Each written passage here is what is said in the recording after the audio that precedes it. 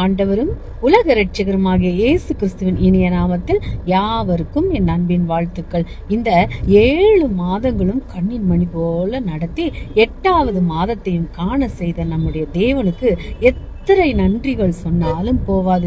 எத்தனையோ கஷ்டங்கள், இழப்புகள், கண்ணீர்கள், வேதனைகள், கடக்க முடியாத பாதைகள், நித்தம் நமக்கு எத்தனையோ சோதனைகள் வந்தாலும் நம் தேவன் நம்மை காத்து வழி நடத்தி கொண்டிருக்கிறார். நியாயம் செய்கிறவர் நம் தேவன். ஒவ்வொரு காரியமும் தேவன் அறியாதது அல்ல. தேவன் எல்லா காரியங்களையும் நிறுத்து பார்த்து தேவன் நியாயம் செய்கிற தேவனாக இருக்கிறார். நாம் தேவ சித்தத்துக்கு ஒப்பு கொடுத்து தேவன் தந்த காரியத்தை நாம் விசுவாசத்தோடு அவர் கொடுத்த வாக்கு தத்தத்தை பிடித்து கொண்டு நாம் நடக்கும்போது நிச்சயமாக தேவன் நீதி செய்கிறவராய் இருக்கிறார். ஆமென். ஜெயம் கொடுக்கும் தேவனுக்கு கோடி கோடி சோத்திரம், வாழ்வழிக்கும் இயேசு ராஜாவுக்கு வாழ்நாளெல்லாம் ஸ்தோத்திரம். ஜெயம் கொடுக்கும் தேவனுக்கு கோடி கோடி சோத்திரம், வாழ்வழிக்கும் இயேசு ராஜாவுக்கு வாழ்நாளெல்லாம் ஸ்தோத்திரம். நீதியின் கரத்தினால் தாங்கியே நடத்துவார், நீதியின் கரத்தினால் தாங்கியே நடத்துவார். கர்த்தரே என் பலன், எதற்குமே அஞ்சிடே. கர்த்தரே என் பலன், எதற்குமே அஞ்சிடே. ஜெயம் கொடுக்கும் தேவனுக்கு கோடி கோடி ஸ்தோத்திரம், வாழ்வழிக்கும் இயேசு ராஜாவுக்கு வாழ்நாளெல்லாம் ஸ்தோத்திரம். அற்புதம் செய்பவர், அகிலம் படைத்தவர். அற்புதம் செய்பவர், அகிலம் படைத்தவர். யுத்தத்தில் வல்லவர், மீட்பர் ஜெயிக்கிறார். யுத்தத்தில் வல்லவர், மீட்பர் ஜெயிக்கிறார். ஜெயம் கொடுக்கும் தேவனுக்கு கோடி கோடி சோத்திரம், வாழ்வழிக்கும் இயேசு ராஜாவுக்கு வாழ்நாளெல்லாம் ஸ்தோத்திரம். நம்பிக்கை தேவனே, நன்மை தருபவர். நன்மைக்கு தேவனே, நன்மை தருபவர். வார்த்தையை அனுப்பி மகிமைப்படுத்துவார். வார்த்தையை அனுப்பி மகிமைப்படுத்துவார். ஜெயம் கொடுக்கும் தேவனுக்கு கோடி கோடி சோத்திரம், வாழ்வழிக்கும் இயேசு ராஜாவுக்கு வாழ்நாளெல்லாம் ஸ்தோத்திரம். எபேசியர் 6:11. நாம் தேவனுடைய பூரண சர்வாயுத வர்க்கத்தையும் தரித்து கொண்டால் நான் என்ன பலன்களை எதிர்பார்க்கலாம்? இதை குறித்து சிந்திக்கும் போது நாம் நினைவில் கொள்ள வேண்டிய காரியம், இந்த சர்வாயுத வர்க்கம் இயேசு கிறிஸ்துவை அறிந்த எல்லாருக்கும் கிடைக்கும். அதை விசுவாசத்தின் மூலம் பெற்றுக்கொள்ளலாம் என்பதாம். இந்த சர்வாயுத வர்க்கம் அதை அணிந்தவனுக்கு முழு பாதுகாப்பும் அளிக்க வல்லது. எனவே இதை அணிந்த எவனும் எனக்கு சரீரத்தில் இந்த இடம் பலவீனம் இருக்கிறது என்று கூற முடியாது. ஒருவன் விசுவாசத்தின் மூலம் சர்வாயுத வர்க்கத்தையும் தரித்து கொண்ட பின் அதனால் வரும் நன்மைகள் இந்த வேத பகுதியில் காணப்படும் திராணி தகுதி என்ற வார்த்தையில் மையம் கொண்டிருக்கிறது. வசனங்கள் 11, 13, 16.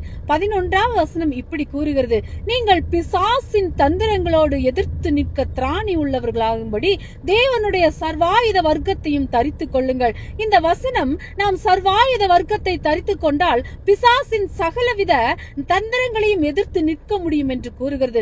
மிகவும் பலவீனமான விசுவாச விசுவாசியும் கூட கிறிஸ்துவின் மீது பூரண விசுவாசம் வைத்து செயல்பட்டால் தன் வாழ்வில் ஏற்படும் எந்த சோதனையும் மேற்கொள்ள முடியும். 13ஆம் வசனத்தில் போராட்டங்களை எதிர்க்கவும் சகலத்தையும் செய்து முடித்தவர்களாய் நிற்கவும் திராணி உள்ளவர்களாகும்படி தேவனுடைய சர்வாயுத வர்க்கத்தையும் எடுத்துக்கொள்ளுங்கள் என்று கூறுகிறது. 16ஆம் வசனத்தில் பொல்லாங்கனியும் அக்னி அஸ்திரங்களை எல்லாம் அவித்து போடத்தக்கதாக, அதாவது அதற்கு திராணியும் தகுதியும் வேண்டும் என்று வருகிறது. ஒவ்வொரு விசுவாசியும் வெற்றி உள்ள கிறிஸ்துவ வாழ்க்கை வாழ வேண்டும் என விரும்புகிறார். பவுலோடு சேர்ந்து நாமும் இப்படி கூறுவோம்: கிறிஸ்துவுக்குள் எப்பொழுதும் எங்களை வெற்றி சிறக்க பண்ணி எங்களை கொண்டு அவரை அறிகிற அறிவின் வாசனையை வெளிப்படுத்துகிற தேவனுக்கு ஸ்தோத்திரம். இதே வசனத்தின் கருத்து 1 கொரிந்தியர் 15:57 எதிரொலிப்பதை காணலாம். நம்முடைய கர்த்தராகிய இயேசு கிறிஸ்துவினாலே நமக்கு ஜெயம் கொடுக்கிற தேவனுக்கு ஸ்தோத்திரம். எனவே நாமும் பவுலுடன் சேர்ந்து இந்த முடிவுரையை கூறலாம்: ஆகையால் எனக்கு பிரியமான சகோதரரே, சகோதரிகளே, கர்த்தருக்குள் நீங்கள் படுகிற பிரயாசம் விருதுவாயிராதென்று அறிந்து நீங்கள் உறுதிப்பட்டவர்களாயும் அசையாதவர்களாயும் கர்த்தருடைய கிரியையிலே எப்பொழுதும் பெறுகிறவர்களாயும் இருப்பீர்களாக. 1 கொரிந்தியர் 15:58. எனவே நாம் தோல்வியை அல்ல வெற்றியே எதிர்பார்ப்போம். விசுவாசத்தினாலே நாம் வெற்றி அடையலாம். ஏராளமானோர் தோல்வியை எதிர்பார்த்து ஆவிக்குரிய போராட்டத்தில் ஈடுபட்டபடியால் தோல்வி அடைந்துள்ளார்கள். நாம் திராணியும் தகுதியும் உள்ளவர்கள் என்பதை மறவாதிருப்போமாக. திராணி அல்லது தகுதி என்பதை குறிக்கும் 2வது வசனம் எபேசியர் 6:13 வருகிறது.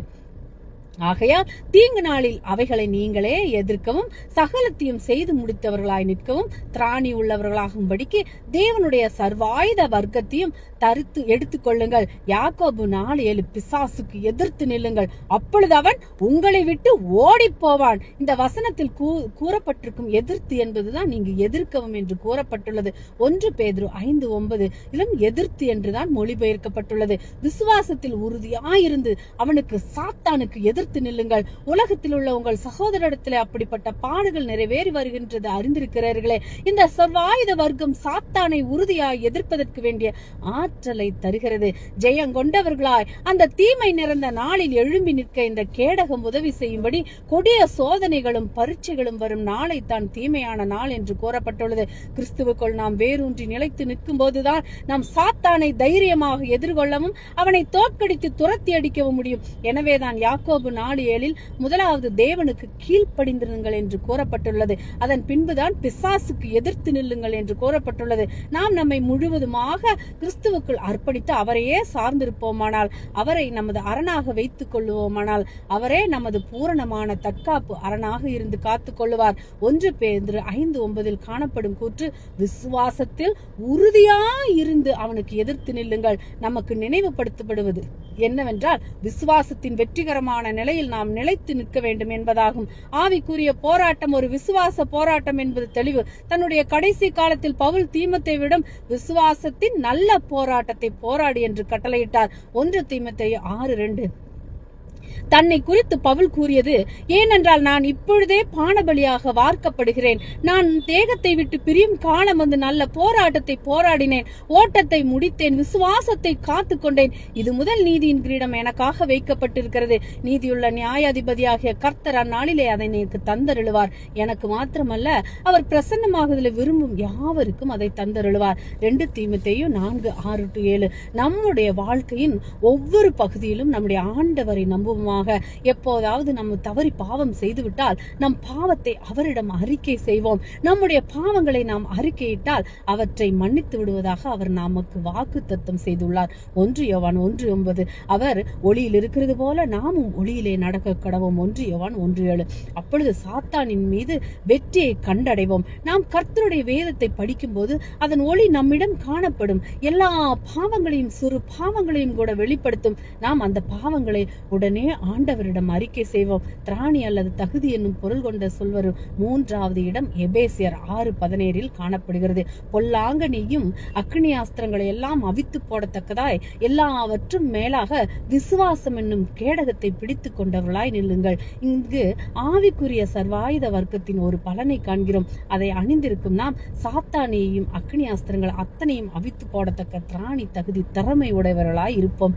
இது இயேசுவை நாம் பூரணமாக விசுவாசிக்கும் போது நடக்கும். அவரே விசுவாசியை பாதுகாக்கும் கேடகமா இருக்கிறார். நாம் ஏற்கனவே பல வசனங்கள் மூலமா கலாத்தியர் 2:20, கொலோசியர் 3:4 கவனமாக நாம் படிக்கும்போது கிறிஸ்துவே நமது கேடகமும் ஜீவனுமா இருக்கிறார். அவர் நம்மிலும் நம் மூலமாகவும் வாழ்கிறார் என்று புரிந்து கொண்டிருக்கோம். விசுவாசம் நமக்கு தருவது கிறிஸ்து என்னும் கேடகம். அவரே விசுவாசிக்கும் சாத்தானுக்கும் இடையில் இருக்கிறார். எனவே நாம் ஒருபோதும் பயப்பட தேவையில்லை.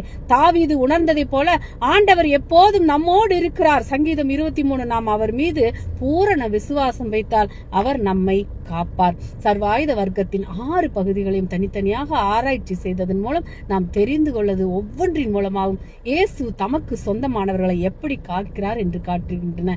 நம்முடைய பொறுப்பு நம் வாழ்விலும் ஒவ்வொரு செயலிலும் அசைவிலும் நாம் முழு நம்பிக்கையும் இயேசுவின் மீதே வைக்க வேண்டும். அப்படி வைக்கும்போது இயேசு நம்மை சாட்சியாய் நிறுத்தி நமக்கு தேவையான காரியங்களை செய்து முடிப்பார். விசுவாசத்தோடு ஜெபிப்போமா? தேவன் தாமே உங்கள் யாவரையும் ஆசீர்வதிப்பாராக. ஆமேன். அல்லேலூயா. Praise God.